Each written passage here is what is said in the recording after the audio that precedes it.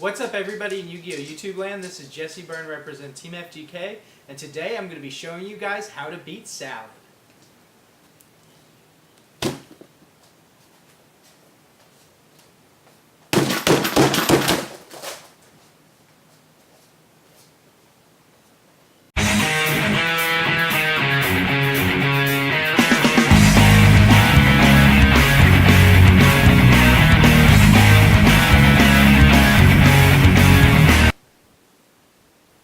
Alright guys, so today I'm going to be talking about how to beat Salamgreats. So it's a new structure deck that just came out called Burning Soul, Soul Burner, but it's been making waves, topping regionals, and most recently at the most recent YCS overseas, it got like 40-something% of the tops in the top cut. So if you guys are wondering what Salamgreats is, it's basically a fire Cybers deck that focuses on using the link mechanic and making really powerful plays as well as 2-card combos, so it's a very strong oriented combo deck that's basically a cheap meta option versus playing something like Thunder Dragons. So I've done this segment before on how to beat, so I thought I would bring it back. I did it before with Altergeist and with Thunder Dragons, so today we're going to be showing you guys how to beat Salamgreats.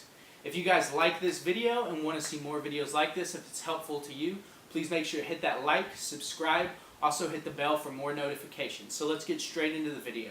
So the first card that I wanted to talk about that I haven't seen many people playing is Bottomless Trap Hole. So Bottomless Trap Hole says when a monster is summoned with 1500 or more attack, you can flip it and banish that monster. So Bottomless Trap Hole is a really good option because the simple reason that Gazelle has 1500 attack. So Gazelle has 1500 attack. When it's normal summoned, it lets you send a Salamgreats to the graveyard. And it gets its effect whenever a Salamgreats is sent to the graveyard. So if you activate Bottomless, being Chainlink 2, after your opponent activates their effect of Gazelle, the monster, being Gazelle, gets banished, and then it doesn't get to trigger its effect for another monster getting sent to the graveyard, because that would activate on a separate Chainlink. So Gazelle will completely miss timing if you activate Bottomless Trap Hole at the right time. So the reason why we want to play Bottomless is because it's searchable through many ways, such as Traptrix Myrmeleo. You can activate it with Traptrix Rafflesia straight from the deck. But not only that, you can also get it with cards like Lilith, and you can get it with Trap Trick. So Bottomless Trap Hole is a really good option, and I think it's underrated because not only is Gazelle a 1500 attack monster, you have Lady DEBUG, whose stats are a little bit higher. I believe she's 1700. So if they normal summon Lady DEBUG, they'll get the effect to search Gazelle. You activate Bottomless Trap Hole, and then they can't link off their Lady DEBUG because it gets banished from the effect of Bottomless Trap Hole. So it's a really good tech to play Bottomless Trap Hole, and that is the first option that I wanted to talk about. If you're going first, you can definitely side in 3 Bottomless Trap Hole because it's at 3. Or you can main deck Bottomless Trap Hole depending on what type of deck you want to play. It's always a good tech just to tech in one Bottomless Trap Hole, be like, oh, I play some level 4s, I can make reg 4s in my deck. Overlay for Rafflesia, I have a Bottomless in my deck. My opponent goes to summon something, detach, bait out their play. Really good, and it doesn't target, so that's another good thing. And also is just really good spot removal for getting rid of the Gazelle, getting rid of the Lady DEBUG, and just making it where your opponent can't use the effect of Gazelle whenever another one enters the graveyard, because it will be separate chainlinks, as I said before. So then the next card I wanted to talk about was Artifacts. So Artifacts have always been really good in the meta. They're good against several decks. They're good against Sky Strikers. They're good against anything that wants to link off. So the reason being is because you have Artifact Scythe. Now we've talked about Artifact Scythe before, and the card is really good because of the fact that when it's special summoned, neither player can use their extra deck, which is really busted. So you're able to just activate Artifact Sanctum, special summon Artifact Scythe, shut off your opponent from using link plays. So side decking the Artifact engine is really good, and it gives you a big monster on board. I believe he's like 2200 attack. So even if your opponent does normal summon the Gazelle and they do get ready to start plays, they won't be able to beat over your Artifact Scythe because he has more attack than Gazelle being only 1500, excuse me. But the artifact is 2200, So either way, you're going to have a big body on board, and you're going to be able to use the effect that says, no links today for you. So, it works out really good. The next ones I wanted to talk about that I haven't seen anybody mention at all is VANITY'S Fiend and Majesty's Fiend. So, VANITY'S Fiend stops either player from special summoning, and it only takes one tribute. So you're wondering, what can you use this in? Well, you can use it in True Dracos as an example. You can also use it in a deck like Trickstars. So my example for using VANITY'S Fiend in Trickstars is you activate Light Stage. Light Stage searches Lilybell. Special summon Lilybell. Tribute for VANITY'S Fiend. VANITY'S Fiend is now on the board. It has 2400 attack, and neither player can special summon. If Salamgreats can't special summon, they're going to have a hard time playing around unless they have something to counter it, like a Regeki, which nobody main decks. So, VANITY'S Fiend is a really good reason. Also, the other reason is to play Majesty's Fiend. So what it does is it makes it where neither player can activate monster effects. So that's really good, being able to shut down your opponent from using any of their monster effects, similar to a card like Skill Drain, except it gives you a body on board, and you can do the same thing and just tribute over one monster. And it's really good because Yu-Gi-Oh! Nowadays does a lot of special summoning. If you're a Danger player, for example, you can reveal a Danger, discard a card, special summon the Danger, right? The Danger monster in graveyard gets effect, you get to draw a card off the Danger monster, and then you can tribute over for a Majesty's Fiend. So right there you have automatic tribute fodder, playing any Danger deck to run one of these Fiends to combat the Salamgreats matchup. Also, we have Unending Nightmare. Unending Nightmare is a really good option to play against Salamgreats because they're going to activate their field spell, and you can be able to just flip it, pay 1,000 life points once per chain, pop that card. So they won't be able to resolve their effect to get an additional link summon off of their field spell, so it will work out really good in your favor just to pay 1,000 life points to pop something. And it also works against any other floodgates that they might be trying to run, because it's spell or traps to pop with Unending Nightmare.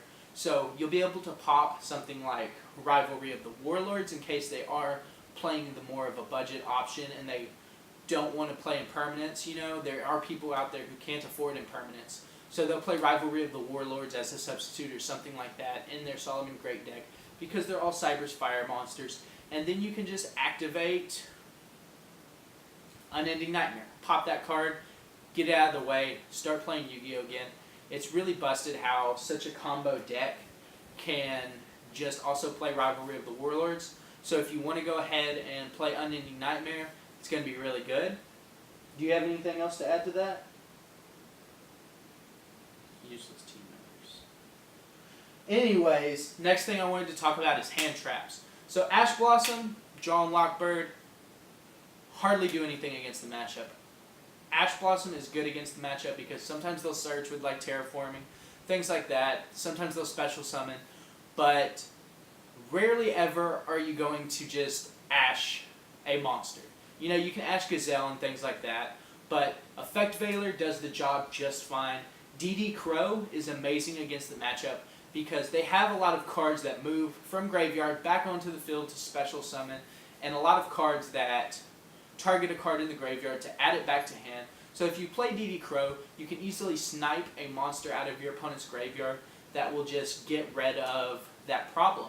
So DD Crow is definitely a great option. Same thing for Called by the Grave to stop them from using their, you know, structure deck Ash Blossoms. But not only that, it's good because it stops your opponent from getting back those monsters and those resources in the graveyard. So I suggest the budget-friendly options for playing hand traps are to play Effect Veiler, to play DD Crow, and then to play the hand trap stopper Called by the Grave. So those are some of the options that I like to play with hand traps. Of course, I want you guys to let me know what hand traps you like. If you think Drawn Lockbird's good against the deck, if you think Ash is good against the deck, my personal favorite is DD Crow. So then we have one of my favorite tech cards of all time, and this card can be main decked and it can be side decked, and it can help you against tremendous matchups. It can help you against a tremendous number of matchups, might I say, and that is Magic Deflector. So Magic Deflector is a trap that basically turns off other spell cards. So it turns off equip spells, It turns off quick play spells, but most importantly, it turns off field spells. So what you want to do is you want to be able to turn off your opponent's field spell for their Solomon Great. Not only that, a lot of Solomon Great players are running Twin Twisters. So if you're a deck that likes to play back row and you don't want them to discard a card to get pluses off of it to pop your back row, you can just activate Magic Deflector, turn off the Twin Twisters, and go from there.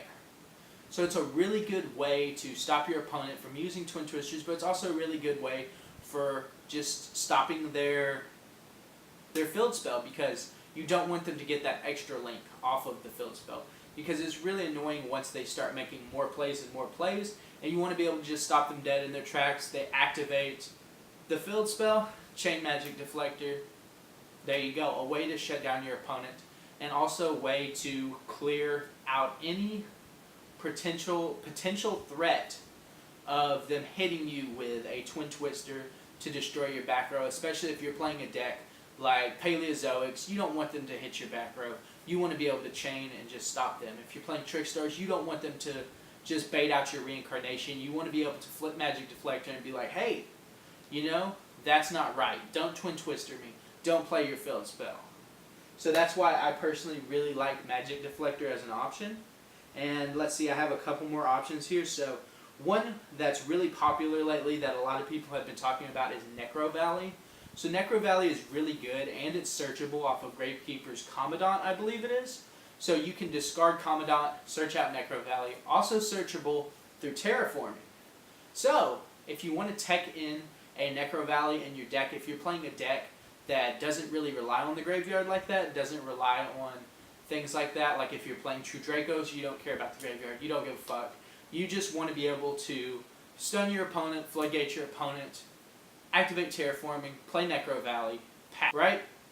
So you play NECROVALLEY, and your opponent can't move cards from their graveyard, except by its own effect. So if you have a monster that is letting you target a card in your graveyard, add it back to your hand, no.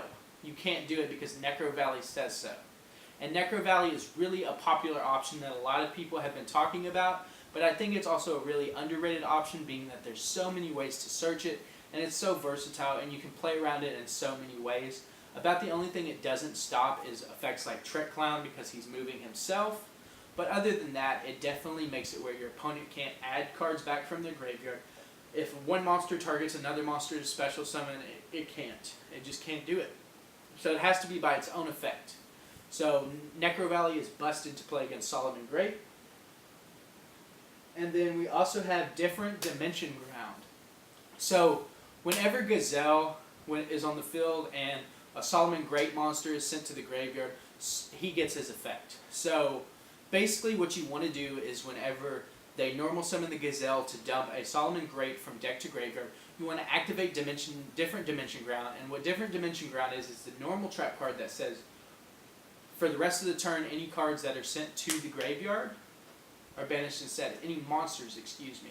So you'll be able to take care of their Spinny, you'll be able to take care of their Gazelle. Anything that they link off is going to get sent to the banished zone instead. So basically, if your opponent normal summons Gazelle and activates effect and you flip Different Dimension Ground, the game's over. Pick up your cards and go home. You won because of Different Dimension Ground.